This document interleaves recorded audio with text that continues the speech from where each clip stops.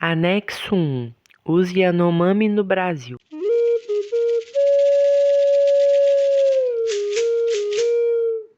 No fim do século XIX, os Yanomami ainda mantinham no Brasil relações de guerra ou de troca com uma dúzia de etnias das vizinhanças. Ao norte, grupos caribes ou isolados, Yequanã, Purucotô, Maracanã, Macu, Pauxiana, Auaquê e Sapê.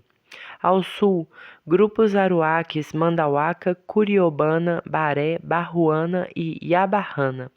Seus primeiros contatos episódicos com os brancos às margens de seu território ocorreram nos decênios iniciais do século XX, 1910 a 1940, dependendo das regiões, em especial com os extrativistas de produtos florestais, como látex de balata, fibras de palmeira piaçaba ou castanhas do Pará,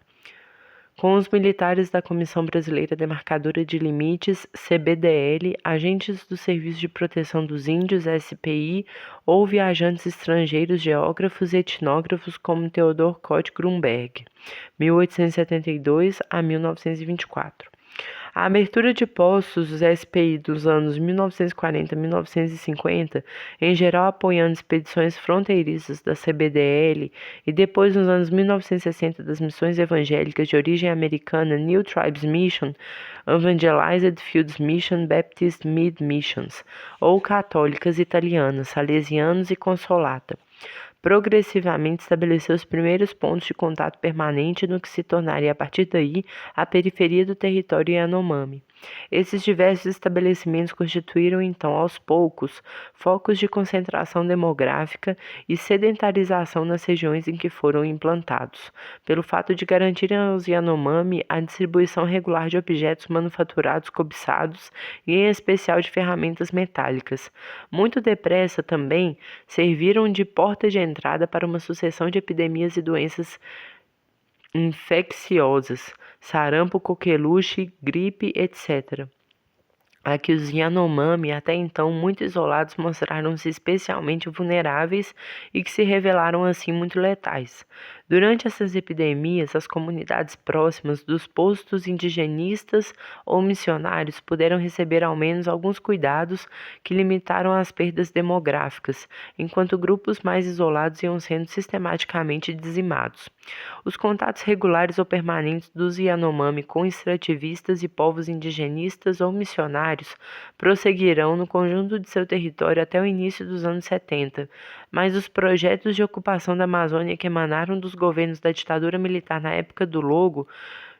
jogaram o território Yanomami numa era de contatos muito mais intensos com a fronteira econômica nacional, em especial no oeste do que ainda era território federal de Roraima.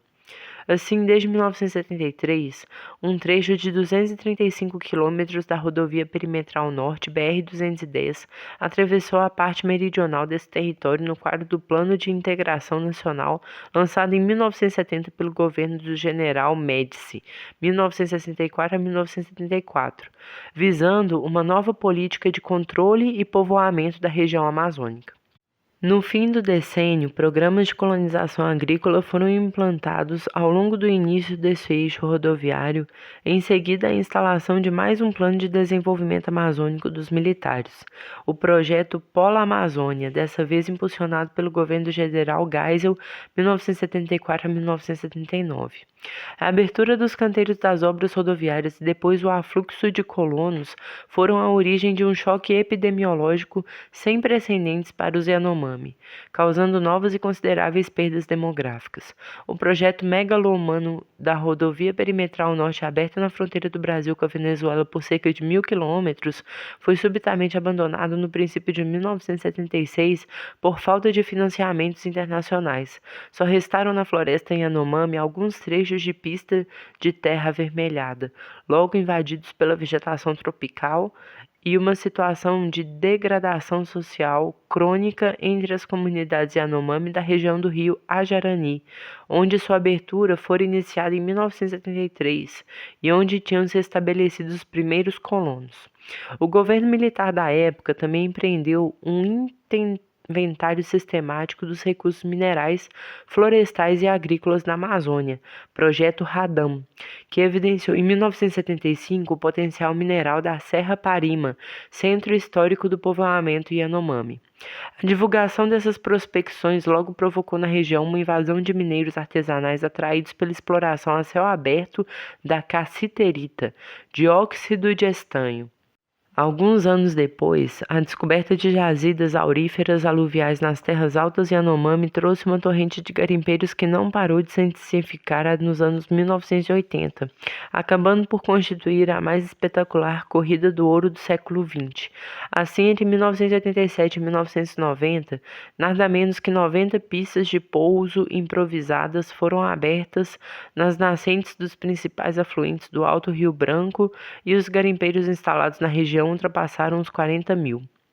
Durante todo esse período, as relações de troca, trabalho e conflito entre os garimpeiros constituíram a forma de contato predominante dos Yanomami com brancos, mas dessa vez, num contexto de desequilíbrio demográfico inverso de outrora. O contingente de garimpeiros representava 5 vezes a população Yanomami em Roraima, cujas terras eles tinham invadido.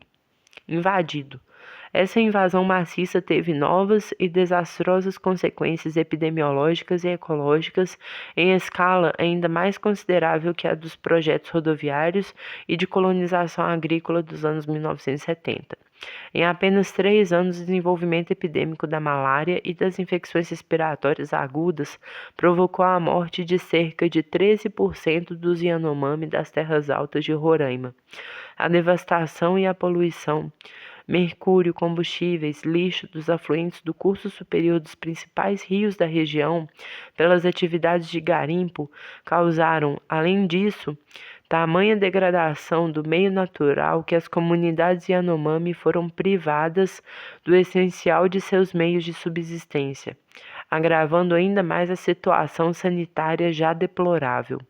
A partir de 1990, depois do escândalo de repercussão internacional causado pela dizimação dos Yanomami, várias operações de expulsão dos garimpeiros lançadas pelo governo da época em geral, com grande espalhafato na mídia, acabaram ainda assim por diminuir o afluxo dos garimpeiros clandestinos no oeste de Roraima. Mas desde essa época, grupos de garimpeiros irredutíveis jamais abandonaram suas atividades nas terras altas Yanomami. A presença endêmica do garimpo clandestino continuou, durante decênios, a submeter as comunidades Yanomami dessas regiões isoladas a violências armadas e a riscos sanitários crônicos. Nos últimos anos, favorecida pela elevação do preço do ouro no mercado internacional e pelo advento e encorajamento oficial do governo Bolsonaro, a pilhagem e a devastação do território Yanomami conheceram uma recrudescência